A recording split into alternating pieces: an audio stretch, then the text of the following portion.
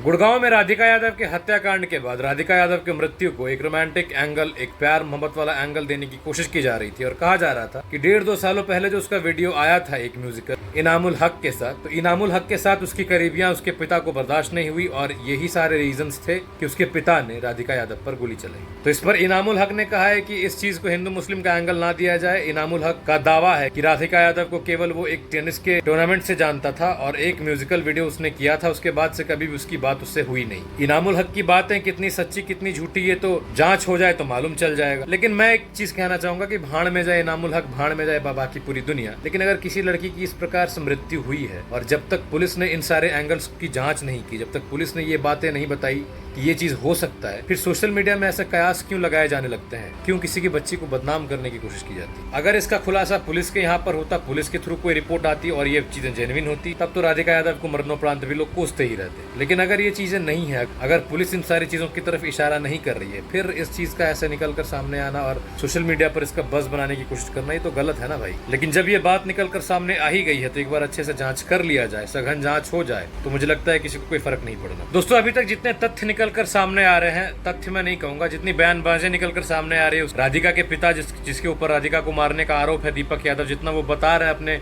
गवाहों में, उसके हिसाब से ये चीज निकलकर सामने आ रही है कि राधिका के पिता यानी कि दीपक यादव राधिका के इंडिपेंडेंट होने के ख्यालों से खुश नहीं थे। वो नहीं चाहते थे कि राधिका अलग से पैसा कमाए। उनका कहना है कि जब भी वो दूध लेने जाते थे तो लोग उनको ताना मारा करते थे कि तुम अपने बेटी के पैसों पर पल रहे हो। लेकिन बात यहाँ पर सच्चाई ये है कि दीपक यादव खुद ही एक अच्छा खासा महीने में पैसा कमाया करता था। केवल रेंटल प्रॉपर्टी से उसको महीने का 17 लाख रुपए तक आ जाता था। और वहीं अगर राधिका की बात की जाए तो वो इतनी सक्सेसफुल तो अभी थी नहीं। और जहां तक उसके इन्फ्लुएंसर होने की बात की जा रही है तो उसके फॉलोअर्स अभी उतने कुछ ज्यादा थे नहीं, हजारों में ही उसके फॉलोअर्स थे अभी। पुलिस ने पहले क्लेम किया था कि राधिका द्वारा ओन किया गया जो टेनिस कोर्ट है जहां पर वो ट्रेनिंग देती है अपने क्लाइंट्स को, वो भी राधिका और उसके बाप के बीच एक टस की वजह बनी। लेकिन बाद में ये क्लैरिफाई हुआ कि जहां पर राधिका अपने क्लाइंट्स को ट्रेनिंग देती थी वो टेनिस का कोर्ट राधिका का अपना था ही नहीं। उसको तो राधिका ने 35,000 रुपए पर मंथ में किराए पर लिया हुआ था और वो शहर के अलग अलग टेनिस कोर्ट्स को ऐसे किराए में लेती और वहां के क्लाइंट्स को वहां पर जाकर ट्रेन करती। तो रही ट्रेनिंग कोर्ट के मलिकाना हक की बात, तो वो तो यहाँ पर ही खारिज हो जाती है। पहले निकलकर बातें ये भी सामने आई कि दीपक यादव की नाराजगी इस बात से थी कि राधिका ने 2023 में जो म्यूजिकल वीडियो बनाया था और इस म्यूजिकल वीडियो में जो रोमांटिक सीन्स थी उससे उसके पिता खुश नहीं थे और राधिका यादव आगे चलकर एक सोशल मीडिया इन्फ्लुएंसर बनना चाहती थी। ये बात दीपक यादव को खलता था। लेकिन फिर गुरुग्राम सेक्टर 56 के इंस्पेक्टर विनोद कुमार ने आकर ये बयान दिया कि ये जो वीडियो वाली बात है, ये वीडियो 2023 की वीडियो है, इस वीडियो का इस मर्डर से कोई भी कनेक्शन नहीं है। और इंस्पेक्टर विनोद कुमार के अनुसार ये दीपक यादव बार बार इसी बात को दोहरा रहा है कि इसको अपने बेटे द्वारा पैसे कमाए जाने की जो जिद थी, जो लत थी, वो पसंद नहीं थी और ये चाहता था कि इसकी बेटी पैसा न कमाए, काम न करे। टाइम्स ऑफ इंडिया के इस रिपोर्ट के अनुसार दीपक के एक रिलेटिव ने बताया कि दीपक पहले अपनी बेटी के टेनिस के प्रति लगाव को सपोर्ट करता था, लेकिन जैसे जैसे राधिका अपने कोचिंग काम के और एम्बिशियस होती गई, ये चीज पर उसको ऑब्जेक्शन था दीपक यादव को और दीपक नहीं चाहता था कि उसकी बेटी कमाने के लाइन पे इतना ज्यादा मशगूल हो। वहीं दीपक यादव के गाँव के अन्य रिश्तेदारों का भी कहना है कि दीपक यादव हमेशा से सपोर्टिव रहा। 20-20 दिन, महीने भर अपनी बेटी के साथ बाहर रहता था ताकि वो टेनिस में अच्छा परफॉर्म कर सके।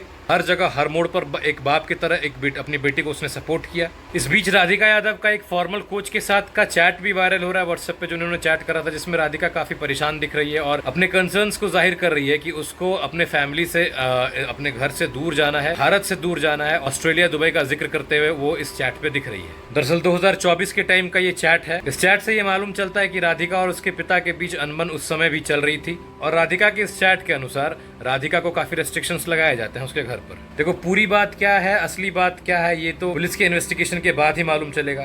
कहना ये होगा कि फालतू के रूमर्स ना फैलाओ, जब तक ये कंफर्म ना हो जाए कि हाँ उसका अगर किसी के साथ कुछ अफेयर वाला सीन आ जाए, तब तक इन सारी चीज़ों को नहीं ये करना चाहिए। क्योंकि एक तो वो मर गई है, मरने के बाद उसको गलत चीज़ों में बदनाम करना भी सही नहीं है। हाँ, अगर चीज़ें निकल कर सामने आ गई कि वो गलत थी, फिर आप कह सकते हो। लेकिन अभी फिलहाल पुलिस जो अपना काम कर रही है, पुलिस को अपना काम करने दिया जाए। पुलिस अच्छे से इन्वेस्टिगेशन करे और इन सारी चीज़ों के जड़ों को निकाल कर सामने लाए, क्योंकि गड़बड़ तो पक्का कुछ ना कुछ है। क्योंकि पैसे ही केवल वजह बन जाए बाप द्वारा एक बेटी को मारा जाना, ये मुझे लगता नहीं है। वो भी तब जब उसका बाप अच्छा खासा 17 लाख रुपए महीने का कमाता हो रेंटल प्रॉपर्टी से।